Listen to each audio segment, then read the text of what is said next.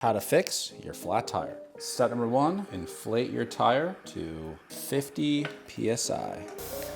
Spin your tire around and listen and feel for the leak. For me, that's right there. In your tire plug kit, grab the reamer.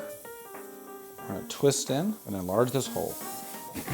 Go ahead and take your needle threader and one of your new little booger sticks. You're gonna go and pass this stick through the slot. You wanna get this midway, equal on both ends. Now what we're gonna do is pull the reamer out, push this in. This is gonna fold up. You wanna go only halfway down this length here. I'll show you how this works.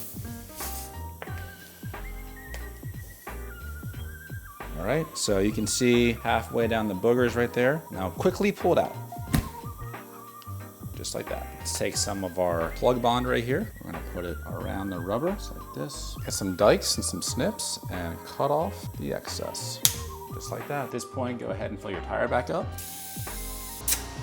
And we're all done. Now guys, I've plugged a lot of my tires in the past with no issues at all, but on the safe side, always replace your tire. This should help you out in a little bit of a bind and hold you over until your new tire in. And as always, everything used in the video will be linked in the description below. I hope this has helped you out. If it has, leave a little thumbs up and we'll see you next time.